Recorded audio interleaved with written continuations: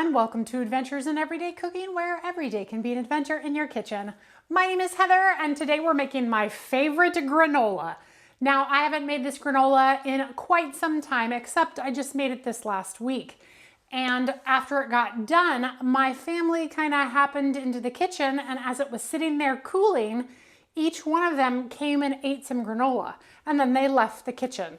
Well, less than 2 minutes later, both times, each person came back into the kitchen and collected another handful and said, "Oh my goodness, this is really good." I proceeded then to say, well, of course it's good. It's my granola.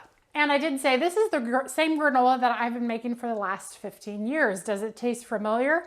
And my son was like, well, it just tastes like granola, but it's just really good. So I obviously need to make some more because they ate it all. So I thought I would share this adventure with you. So if you're ready to get started, let me tell you what you're gonna need. You're gonna need 2 cups of oats, 1 cup of a mixture of nuts and seeds. These are things like almonds, pecans, walnuts, sunflower seeds, etc. 1 cup of shredded coconut, unsweetened, half a cup of flaxseed or chia seeds or wheat germ or a mixture of the 3. 3 tablespoons of coconut oil or butter, 2/3 of a cup of honey or maple syrup, 1/4 of a cup of brown sugar or coconut sugar, 1/4 of a teaspoon of salt, 1 1/2 teaspoons of vanilla, 1/2 of a cup of dried fruit of any sort, and 1/2 of a cup of raisins and cranberries. Now I know that dried fruit is raisins and cranberries, but this granola can be made with any dried fruit, but I would definitely recommend adding the cranberries and raisins to it as well. All right, so first thing you're gonna wanna do is preheat your oven to 350. Next, you are gonna need a large baking tray with a piece of parchment over the top. Now, you can use a silicone lined tray, but I like using the parchment because then there is next to no cleanup. Now, I'm gonna have some cleanup because I did all my prepping, but usually I just take the containers of all the stuff that's coming together and I just pour it all together and mix it right here in this tray so I don't have anything but my measuring cups to clean up afterwards. So we're gonna take our 2 cups of oats, and then we're gonna take any seeds or nuts that need to be toasted. Now, if you're using raw almonds, stick your almonds in here. If you're using raw sunflower seeds, stick those in there.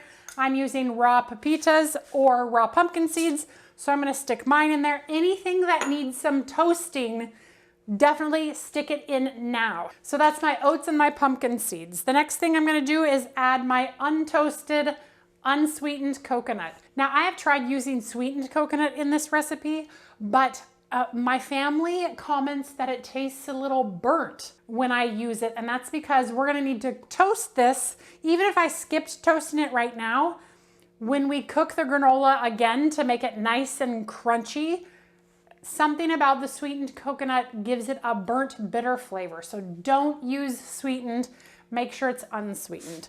So I'm just gonna toss that in there as well, and we're just gonna give it a good mix with our hands. Now, this is gonna need to go into a 350 oven for 10 minutes. I usually turn, like after 2.5 minutes, I go in there and I move it all around so that nothing gets browner than something else. So I would set a timer for 2.5 minutes and just repeat that timer for the full 10 minutes. And it will take 10 minutes to get all of this nice and toasted. And you want it to look toasted, but not burnt at all. Okay, so spread it out evenly in our pan so that everything gets toasted. And you'll notice when you're toasting it, the outsides get more toasted than the inside, which is why you want to give it a turn every once in a while. And I use my oven gloves to like take my pan out and just use my hand because it's not super hot yet after 2.5 minutes, and I just mix it all up. But that's me. I have lava hands. I just don't have a lava mouth. Well, that's a different story. Okay. Into it's going, 2.5 minutes, 10 minutes total. All right, meanwhile, I would say go ahead and get your mixture ready, but don't, because 2.5 minutes goes by in a flash. But I'm gonna go ahead and tell you what we're gonna do. So we're gonna take our honey or our maple syrup. Today I'm using maple syrup. We're gonna put it in a pan. along with our coconut oil or butter. I'm using coconut oil. Technically, you could probably use canola oil or something else, but I don't recommend that because this is what really is delicious. And then we're gonna use our brown sugar or coconut sugar. I prefer the brown over the coconut. The coconut sugar just gives it a little bit of a earthy taste, and so the brown sugar definitely puts this to the And your salt. All right, and we're gonna give that a mix just to start with, because in about 1 minute and 20 seconds, I'm gonna wanna turn that granola. And I'll probably, since I still have a minute to go, I'll probably go ahead and get my burner on to like medium. And we are gonna bring this to a boil, and we're only going to boil it, stirring constantly for 1 minute, which is why you definitely don't wanna do these two things at the same time. So I'm thinking twice about my life choices right now. I'm gonna turn it off until I'm done with the granola, because trust me on this, you don't wanna accidentally burn this and burn that. It's time to turn the granola. Be right back. All right, we have just a little time left, so I'm gonna go ahead and get this going. Now, as soon as this starts to boil, set your timer for 1 minute, and we're just gonna boil it for 1 minute.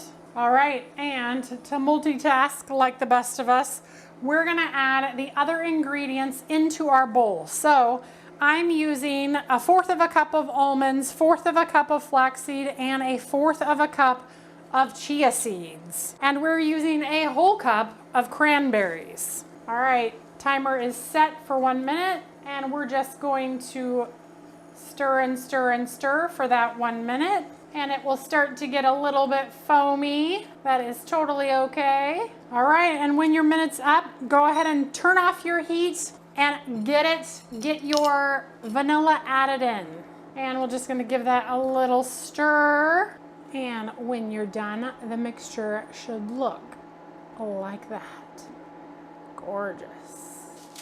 All right, we are all done, and make sure that you use a hot pad when you do this next part, because as you can see, it is toasty and you definitely don't want to burn yourself. So I'm gonna pick this up and I'm gonna dump it right into my bowl. Look at all those toasty coconut bits. And we're gonna save that parchment because I'm gonna need it in just a second. So what I'm gonna do is I'm gonna take my hands and very carefully, and I say careful because it is hot. Some of those seeds are super hot. Whew, probably not a good idea for me to be using my hand. Wow, I've got another silicone spatula because I definitely want to get those flax seeds moved around. There we go, looks good. I'll keep that nearby just in case.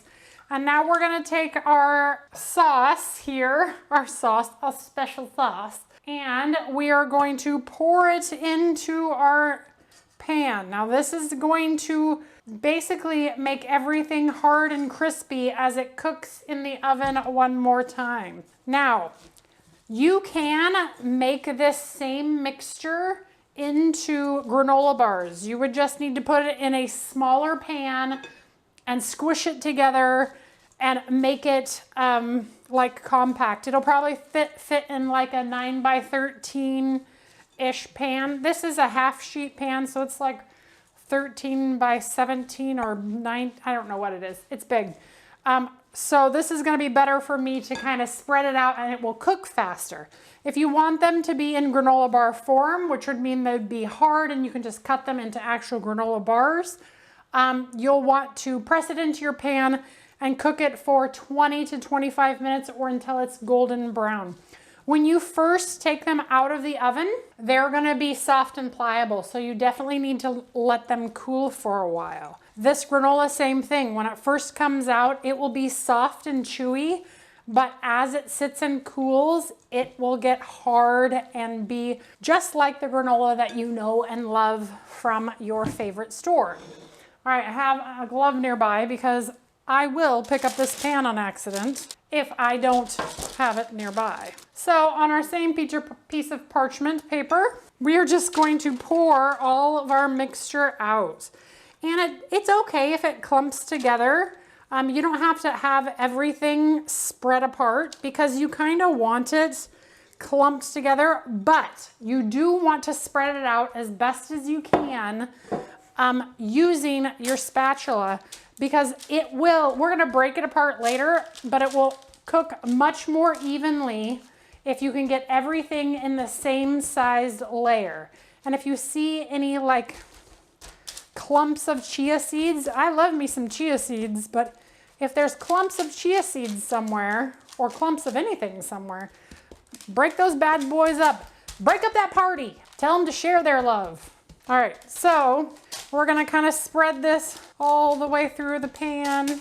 Okay, once you've ensured that everything is about the same, we are gonna bake this at 350 for anywhere from 10 to 20 minutes.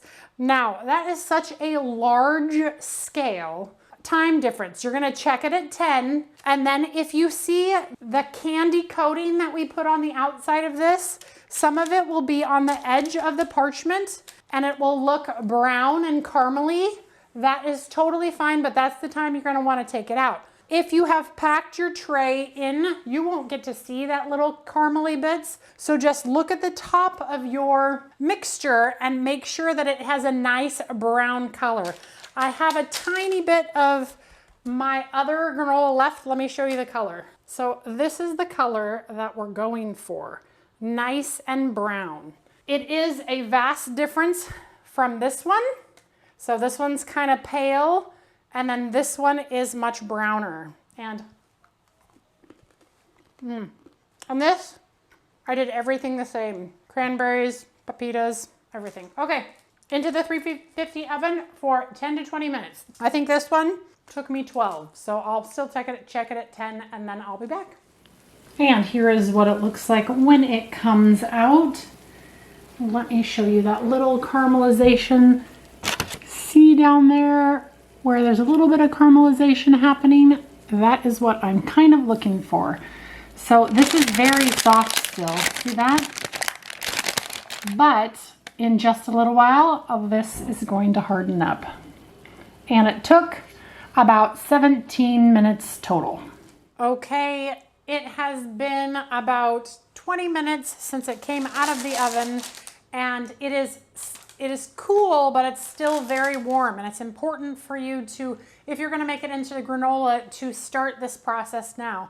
If you're gonna leave it in granola bars, you could probably go ahead and cut it right now. It's firm enough, but just wait till it's completely cooled, and it'll be easier to cut and it won't be so chewy. But for my granola, I like to go ahead and give it a break up now so it can finish cooling all the way. So I'll just take my hands, break it up, and as you can see, it's already very crispy, which makes just the perfect granola. You can use a knife to do this. We like the irregular pieces of granola. And look at the bottom.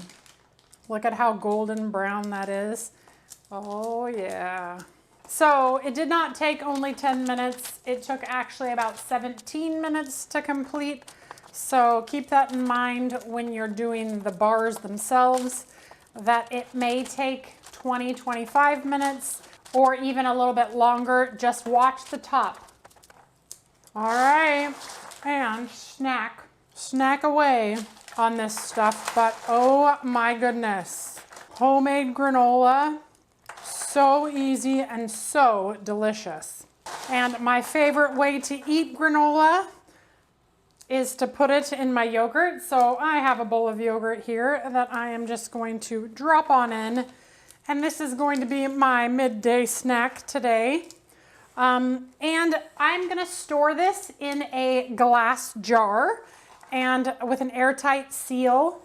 And it should keep for quite some time, but it won't keep that long because you'll be eating it and snacking on it like it is a treat, because it is a treat. And what I absolutely love about this is I get to control what's in it, and it's totally tailorable. If you hate pumpkin seeds, don't put them in. If you hate chia seeds, don't put them in. If you like mango, put some mango in there. So delicious. If you don't like cranberries, use raisins. If you like both, put them both in. I do like both, but I really like the cranberries in this because I don't like to just eat cranberries alone, but inside this granola, I love it. So what I'm gonna do now is I'm just gonna let this cool completely at room temperature, get it into a glass jar, and that's it. I have my homemade granola. Took very little time, and boy, is it delicious. Okay, all right, here we go. My bowl of yogurt and granola. I don't know if you can hear the crunch, but it's already perfectly crunchy. Still a little warm, that's okay. The cranberries in there really give it a great chewy texture with all of that crunch, and the chia just gives it those extra omegas along with the flaxseed. Homemade yogurt, homemade granola. Man, I'm freaking Betty Crocker. Whoa, a messy Betty Crocker. You know what I heard recently? Betty Crocker's not a real person. What? Betsy Homemaker. I'm a regular Betsy Homemaker. I'm Heather Homemaker. Yeah, okay. All right, I'll finish that when I wrap up here, and then I'll clean up the mess that I dropped on the floor. But if you enjoyed that video, give it a like, share it with your friends, and subscribe to my channel. I do videos several times a week, and I'm always looking for the next adventure. Sometimes I just share with you the things that I'm actually doing in my kitchen that some people don't realize is so easy, like making your own granola. I know. There will be someone who asks, Heather, can I make this in my air fryer? I mean, you probably could, but it would only make one small tray worth, and our family likes it too much, so into the oven it has to go. You can probably do it in your air fryer. I would just watch it, put it on the lowest setting, use the bake function at probably something lower than 350, maybe 300, and then bake and watch. But you could probably do it just fine. If you do it in your air fryer, let me know what you think. And if you make this recipe, let me know what you think.